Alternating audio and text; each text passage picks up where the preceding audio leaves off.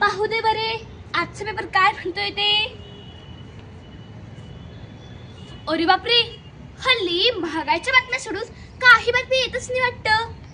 काय म्हणालात, आम्हा मुलांचा काय संबंध आहे महागाईशी? अहो आमच्या तर सगळ्यात वाईट परिणाम पडले त्याचे. खोटे नाही सांगत. उठता बसता आई बाबा आजी आजोबा नुसते हेच म्हणत असतात. माझं अगदी डोकं उठलंय तेच ऐकून. परवा तर मी आईला म्हणाले, आई माझ्या वाढदिवसाला पण गुलाबजाम नंतर जिलेबी आणूया. तर आई म्हणते कशी, काही नको गुलाबजाम का जिलेबी. अगं महागाई केवढी वाढलीये. आणि हो जरा कमीच मित्रमैत्रिणींना बोलव. लोकांच्या नोकऱ्या जात आहेत, कंपन्या बंद पडत आहेत, यांना वाढदिवस सुस्त आहेत. आता मला सांगा, आपण काही टाटा बिरला आहोत काय? कंपन्या बंद पडल्या म्हणून घाबरून जायला. बर एवढे सांगून थांबेल तर ती आई कसली. माझ्या आता नुसता सूचनांचा भडीमार झालाय. तर मग मी आईला म्हणाले, आई तर एक मस्त कल्पना सांगू का? तुला मला शाळेतच पाठवू नको, म्हणजे बचतच बचत. तर आई वैतागून म्हणते कशी, बिकेचे होऊ लागले तुला. बाबा तर रोज सकाळी पेपर वाचायला म्हणत असतात. Tata Motors 430, Reliance 440. अरे देवा, आय एम गोस्ट डाऊन. तरी मी एकदा त्यांना म्हटले सुद्धा, बाबा एवढे घाबरायला काय झाले?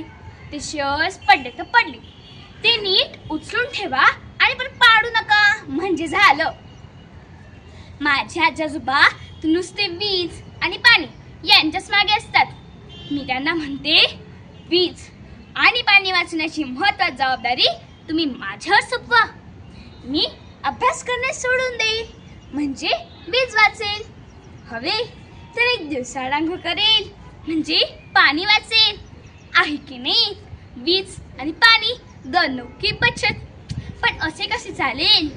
माझी आजी आणि आजोबा म्हणतात, तू आपला अभ्यास कर, आम्ही बघू काय करायचंय ते. आमच्या बाईंनी एकदा लिहूनच आणायला लावलं होतं महागाईचे परिणाम व त्यावरील उपाय. मी चांगलं पानभरच लिहून काढलं. त्यातले तुम्ही 4-5 ऐकाच. पहिलं, दूध महाग झाल्याने आईने दूध कमी घ्यावे. मी माझे दूध सोडण्यास पूर्ण सक्षम आहे, नाहीतरी ते मला आवडतच नाही.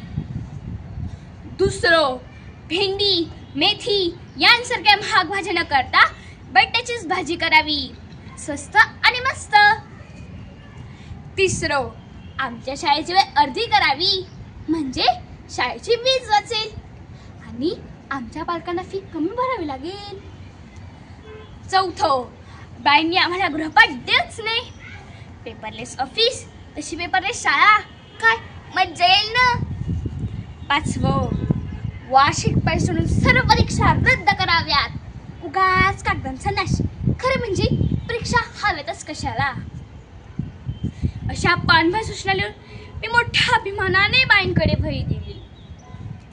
तर बाईने सर चिठ्ठी लिहून आईला भेटायला बोलवले. या महागाईमुळे काय काय भोग आहेत म्हणजे देव जाणे. बाबा म्हणतात, फिरायला जायला नको, पेट्रोल महागले. आईची तर एकच म्हणणे असते, घरीच बघा तो सिनेमा, काही नको तर मल्टिप्लेक्स. त्या दिवशी संध्या मामी सांगत होत्या, शेजारच्या सोसायटीतल्या मोरे काकांची नोकरी गेली म्हणे. मी पटकन आईला म्हणाली, आई किती मज्जा येईल ना. बाबांची नोकरी गेली तर नाही तरी तू नुसती त्यांची मग कटकट करत असते. तुमचं मुली घराकडे लक्षच नाहीये, तुम्हाला मुली घराची काळजीच नाहीये. आईने अशा कटाक्षाने माझ्याकडे पाहिले तर खाऊ की घेऊ. बाबा महागाईला इतके वेळ टाकले की ते नेहमी गाणे गातात.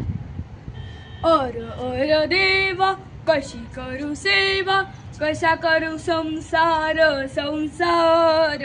ही महागाई वाढली फार, ही महागाई वाढली फार.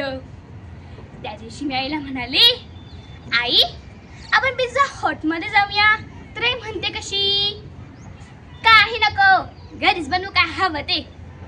आजीने तर सिक्सरच मारला. अरे त्या पिझ्झाला काय थोडे पैसे लागतात सुशा. अगं सुशा, अगं मस्त खमंग थालीपीठला ते कशी. अरे यार, या महागाईमुळे ना पिझ्झा ना बर्गर, या महागाईची ऐशी की तैशी. धन्यवाद.